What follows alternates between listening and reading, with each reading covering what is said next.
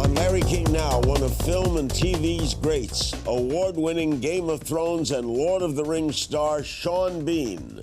A few years ago, maybe 10 years ago, that you know, there's a kind of stigma attached saying, oh, I don't do television, I only do film. Whereas now they've come together, and I think that's the way it should be. So long as they are avant-garde and they're progressive and they're not formulaic. One of your most recent and most famous roles was Ned Stark.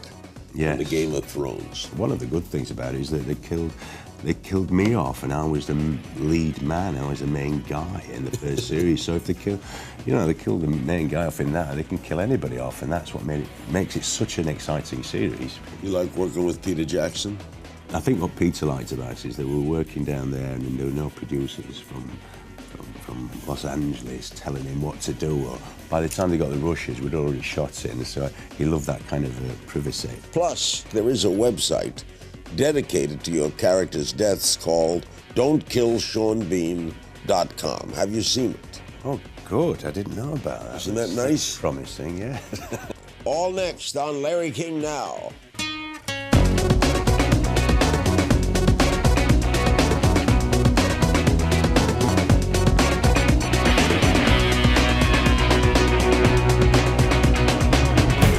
Welcome to Larry King Now. Our special guest is Sean Bean, the award-winning actor with a career spanning more than 2 decades. He's known for playing Richard Sharp in the famed ITV series Sharp, as well as film roles in James Bond, GoldenEye, Patriot Games, and Lord of the Rings, just to name a few.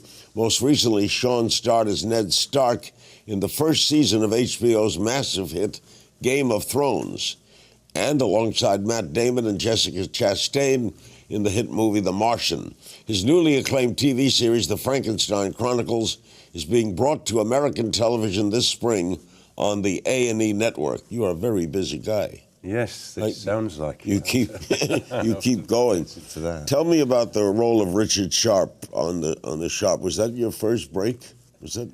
It kind of was. I'd done stuff before, but that was the first kind of big television role that I'd had in the UK. And it went away for a while, now it's back? How does it work? It went away for a bit, and I started it in '92, and we shot it all in the Crimea, in Yalta and Sebastopol, because it was cheaper, and you know the terrain looked very much like the Spanish, you know, the peninsula, and that was 1992, and then I did it for quite a few years, and then it kind of ended with the Battle of Waterloo. You know, that was the final battle, and there was not much need for Mr. Sharp anymore after that. You know, you worked in a lot of what we would call big things, right? I guess so. Films. Yes, kind of epics like Lord of the Rings. Was that just by accident that came to you? Is it that I specialized in big things?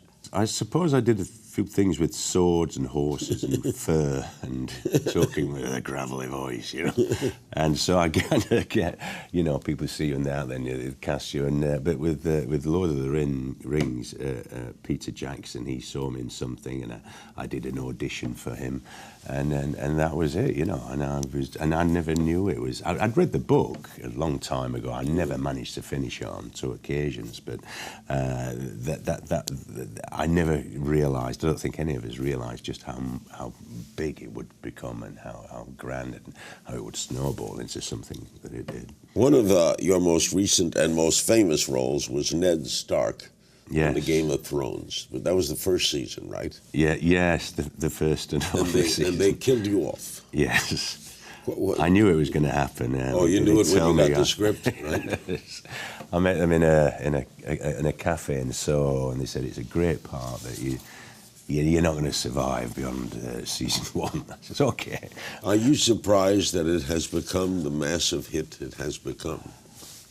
At the beginning, I didn't realise I'd not read the books. You know, I'd not read and so it was a kind of new thing to me. So it was a great adventure, but I never. I did when I got there, and we filmed it in Belfast, and mostly around Belfast in Ireland. And when you saw the sets and the magnitude and the quality directors and producers and everything, and the stars, then we thought. But then it just went from strength to strength. And one of the good things about it is that they killed me off, and I was the lead man. I was the main guy in the first series. So if they kill the main guy off in that, they can kill anybody off, and that's what makes it such an exciting series. Because do people still remember you from it? Yes, they do. I get a lot. Used to get a lot of letters saying, "Why did you get your head chopped off?" And he says, "Well, I'm sorry, it wasn't my fault. There's not much I could do about it, really." Do you keep in touch with the cast members at all? Do you ever stay in touch with? I do. I sometimes keep in touch with Mark Addy, who played the king in the first series. He got killed off, and some of the other guys, Kit Harington. And, do you know George Martin? I do. I met him he wrote a couple of times. Right? Yes, and he's an incredibly intelligent guy, incredibly imaginative to some of the things he comes out with. But he's just keep writing. I understand you wandered onto the set of Game of Thrones long after you'd left it. I did, but I was actually doing this Frankenstein Chronicles in Belfast again, and I thought, this looks familiar. I was doing this film set in the 18th century, and I thought, that looks familiar, this building here. And then somebody says, you're on the set of Game of Thrones where you used to live. Your son on Game of Thrones was Jon Snow, right? Yes. Now, he left audiences there on the edge of their seats in last year's season finale. Do you know what happens to him? I don't. Everybody keeps thinking I know, probably because, I'm supposed to be his dad, but, I don't really. You want to see him come back?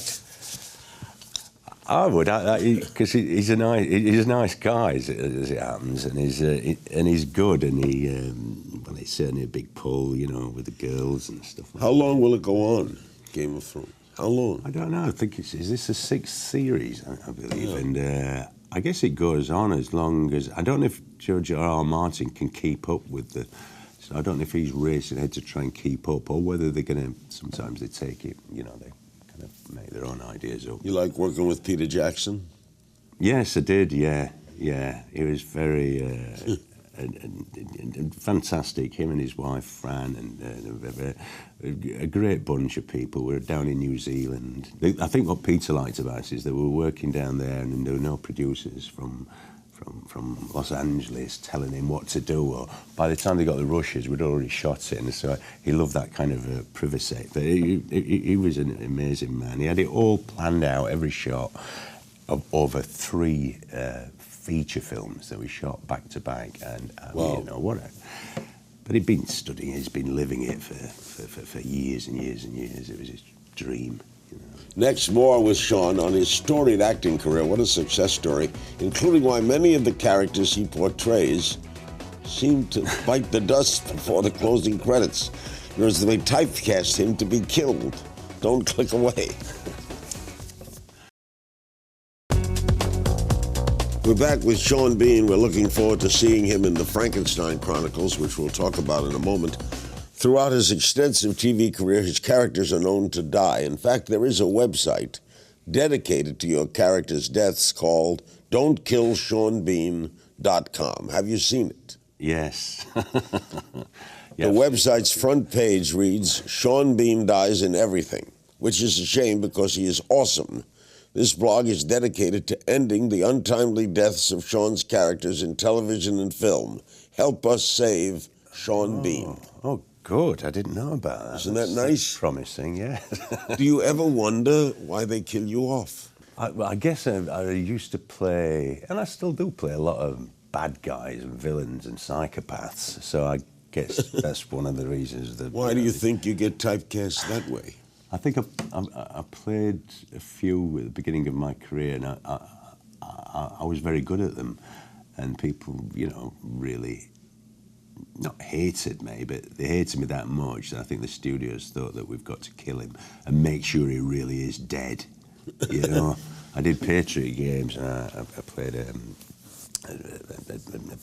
supposedly bad guy in that, and I shot the end of that 3 times because of Harrison Ford. First, he drowned me, and then I went back to England, and I flew back the next weekend. He drowned me again, but then he smashed something in my head. They said that didn't work, so then I flew back again, and he killed me with a boat hook on a ship, and I think they were quite, they were quite sure of that I was dead then. Is it more fun playing bad?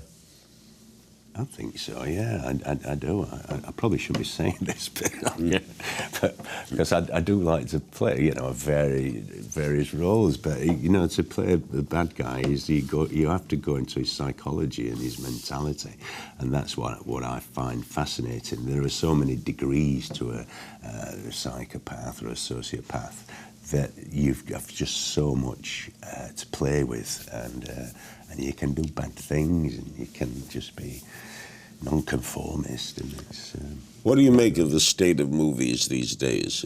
Much of it has now gone to television. Yeah, cable. There's some very good productions like, True Detective and Breaking Bad and stuff like that, and they're high quality stuff. I think a few years ago, maybe 10 years ago, that there was a kind of stigma attached saying, "Oh, I don't do television, I only do film." Whereas now they've come together, and I think that's the way it should be. So long as they are avant-garde and they're progressive and they're not formulaic. Well, one thing I can't stand is formulaic television that kind of, treats an audience with very little respect, I think, and it doesn't push anyone. I guess some people like that, they like a beginning and an end to each episode, but I think it's got to be much more, I just think it's got to be groundbreaking every time you try and do something in television. And usually now it is. I mean, much more groundbreaking than a lot of films that have been made. And all actors do it now. Yes. You can't say, I'm just going to do film. No. I mean, you look at the kind of standard of actors. And with all the channels, isn't there more work available? I think there's more work available, but there's a tendency to go to this kind of formulaic, predictable cops, robbers kind of thing, which I don't find interesting at all. It's still hard for some people to get out of that television mentality where they think they're giving the audience what they want. And when you start breaking out and trying something a little different, a little more... So how would you describe the state of your industry?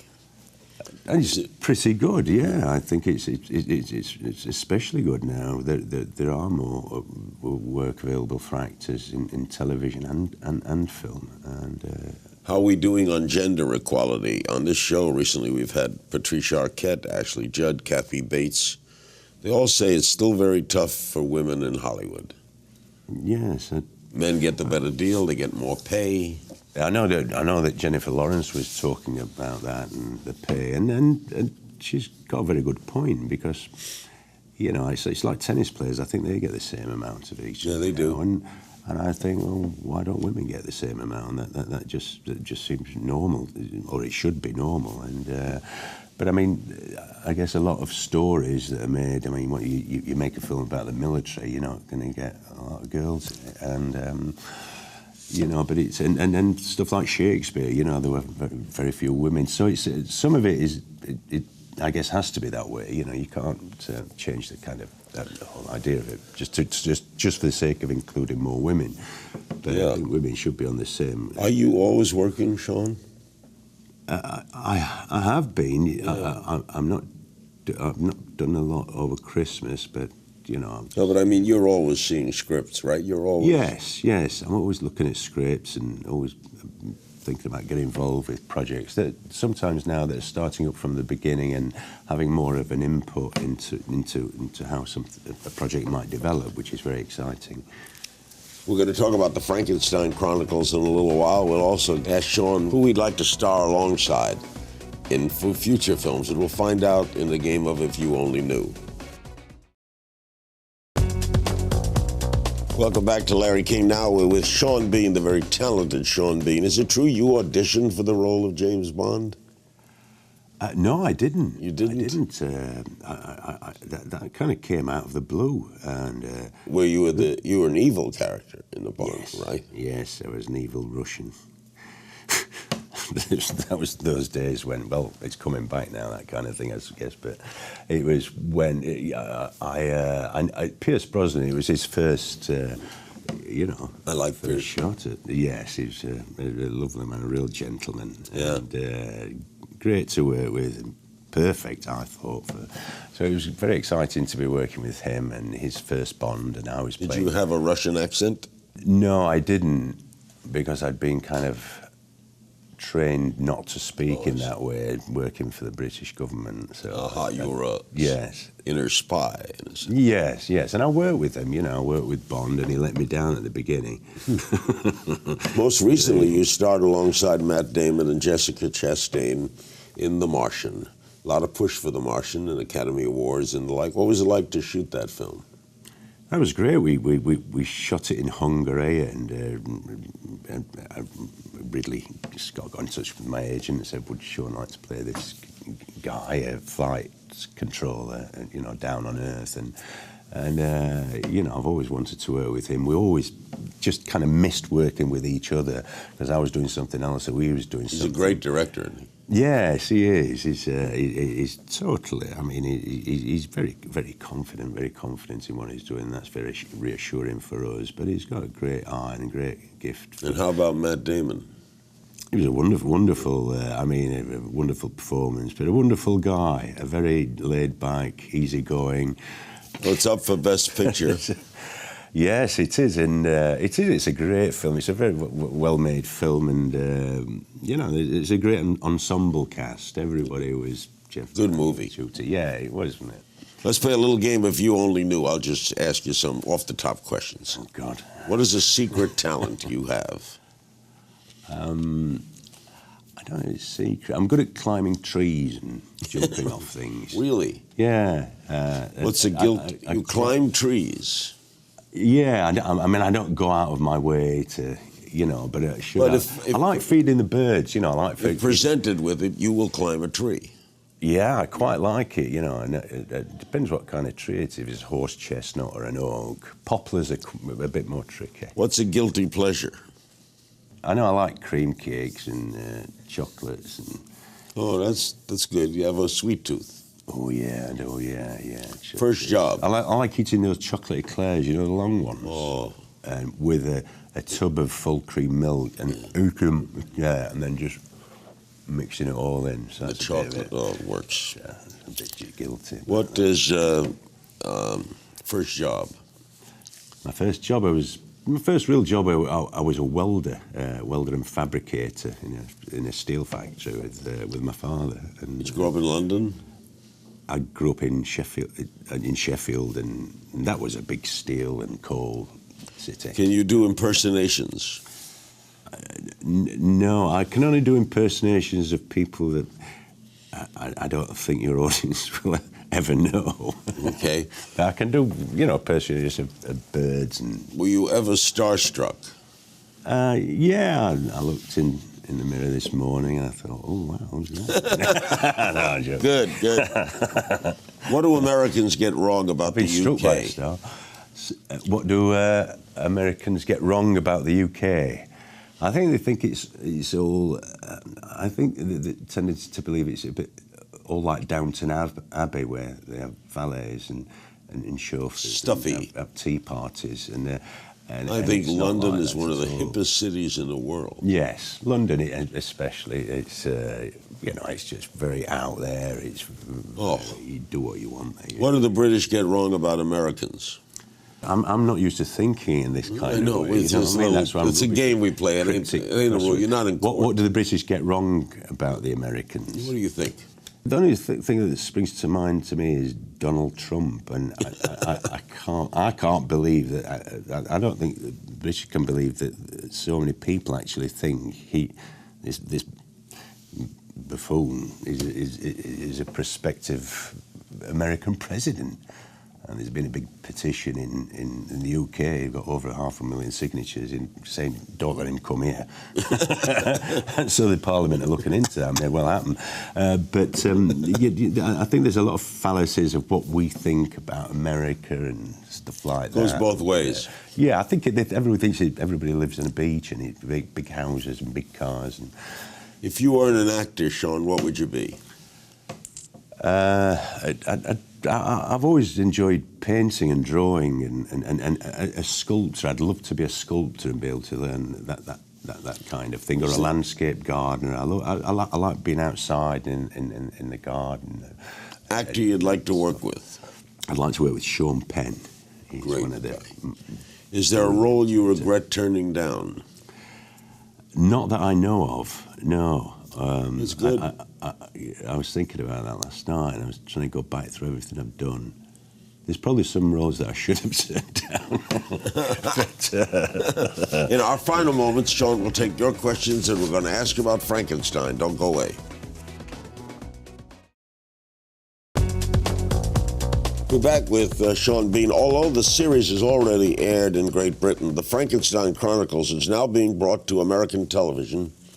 Our viewers who are unfamiliar, let me give you, as I understand it, a 6-part drama set in the 1930s London, featuring Robert Jekyll, the grandson of the original Doctor. The show follows Robert Jekyll's quest to discover his real identity. This is not Jekyll and Hyde, is it? No. It's what is this? This is it's a kind of reimagining of the Frankenstein story. I play a detective called Inspector John Martlett, who's trying to get to the bottom. I find a washed-up course of a vile kind of thing that's been made up of different children's body parts and sewn together. And it's a kind of reimagining of the Frankenstein story. It's set in 1826. It's Mary Shelley, who wrote Frankenstein, is actually, one of the characters in it, as is, and Anna Maxwell Martin plays her, a wonderful actress. And was it a hit in Great Britain? Yes, it was. It was good. It's a kind of slow burn thing, and it deals with the kind of religion and all these new things. At that time was about galvanism and about electricity and bringing back the dead. It's about body snatchers. It's in London. It's foggy. It's dark, and and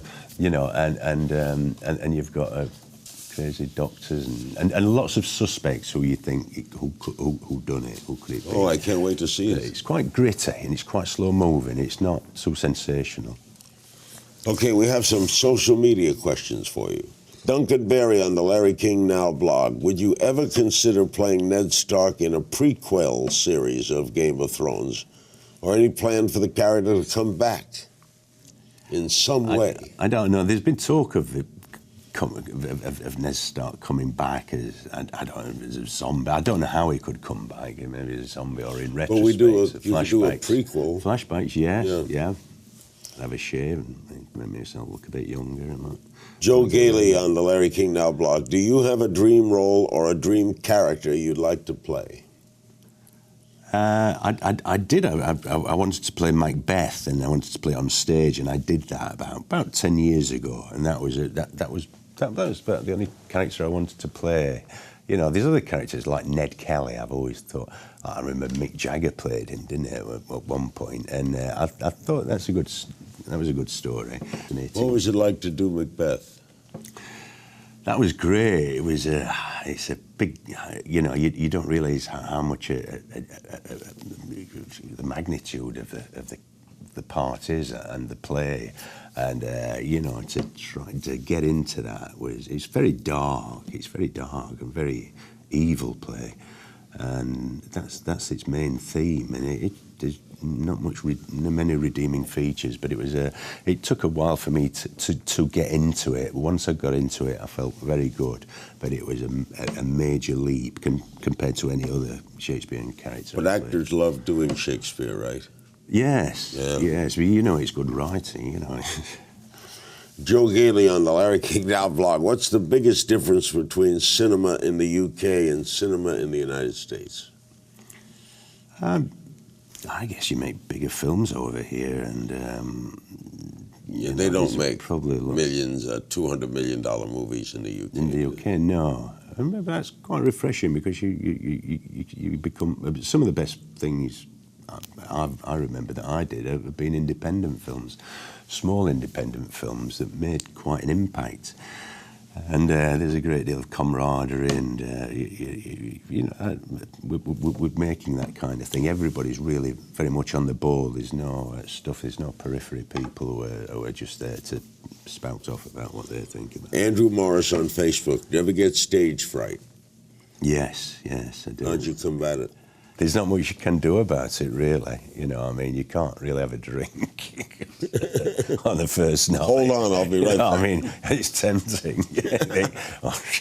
But it's just a matter of focusing. It's like I guess like a boxer, you know, he's just sat in his dressing room, you know, with his tapes put on before a fight, and he's just very focused.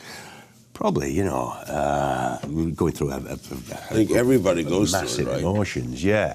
And you know you've done it, and this is what you've prepared for, and you've got to do it, and you do it well. And but that's scary. It's very, very, very scary. Or else you're in the wrong game. Well, we've always been tested. We're always scaring ourselves as actors, and everything's a test, but that's the thrill, you know, getting through that test, setting yourself at a high bar and a challenge, and think, you know, can I do this? And when you do it, you get such a big kick, big buzz. Sean, thank you so much. Thank you, Larry. Great talking with you. Lovely to meet you. Thank you. Big thanks to my guest, Sean Bean. Be on the lookout for his A&E series, The Frankenstein Chronicles, due in the spring of 2016. As always, you can find me on Twitter at King's Things. I'll see you next time.